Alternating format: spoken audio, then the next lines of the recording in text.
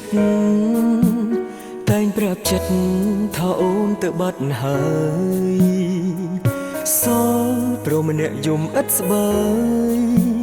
អូនដឹងទេម្នាក់នោះគឺជាបងគ្មានវិធីបំភ្លេចអូនយំរាល់ដងគ្មានអ្នកលួងទេគ្រប់ពេលនឹកដល់នេះអូនដឹងទេអ្នកណាអ្នកលួងបងផឹកស្រាខ្លួនឯង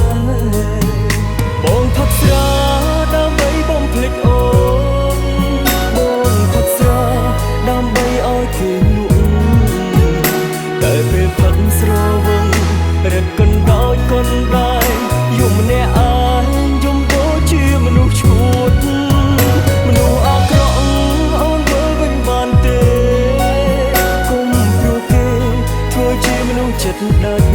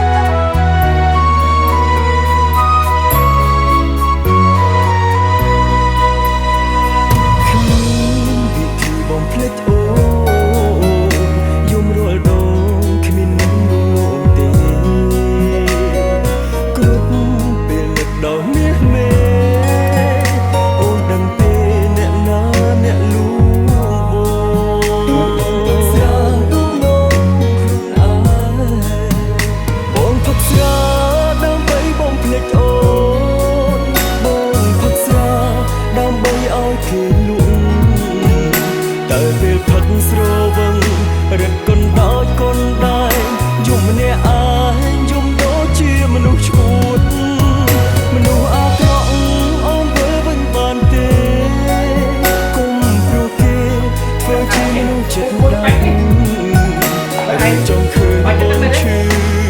រហូតដល់ស្លាប់ទើបសម្រេចថាមើលវិញ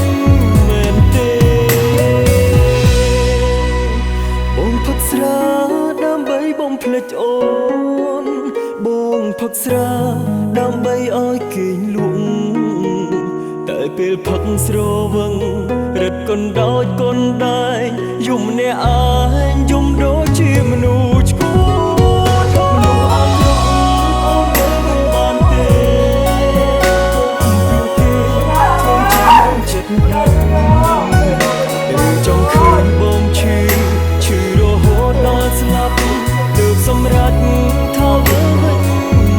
េ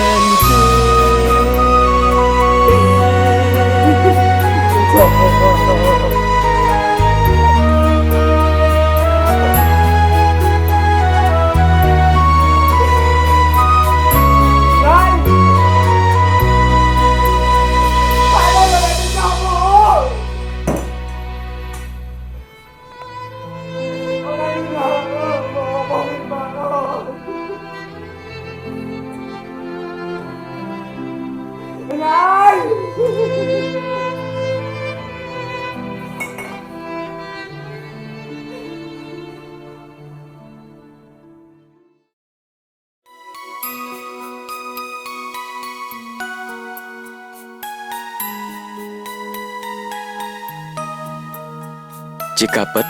មនុស្សដែលបាត់បង់ស្នេហាមិនថាប្រស្លាប់ឬមួយក៏រស់នោះទេតែងតែខូចចិត្ត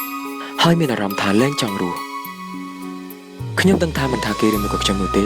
អារម្មណ៍ពេលនោះគឺមានតែមួយមុខគត់គឺចង់ទៅយំអស់កម្លាំងចិត្តហើយលែងមានជំនឿនៅលើផែនដីមួយនេះទៀតហើយអានអើយ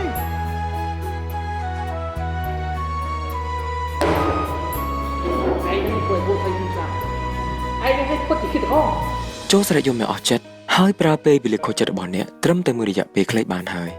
បន្ទាប់មកចាប់ផ្ដើមជីវិតរបស់អ្នកសារជាថ្មីគ្មានអ្វីសប្បាយចិត្តជាងដែលយើងយកឈ្នះចិត្តខ្លួនឯងបាននោះទេត្រូវចាំទុកថាផ្ដោតកម្លាំងចិត្តខ្លួនឯងបានច្រើននិងស្រឡាញ់ខ្លួនឯងបានច្រើនបំផុត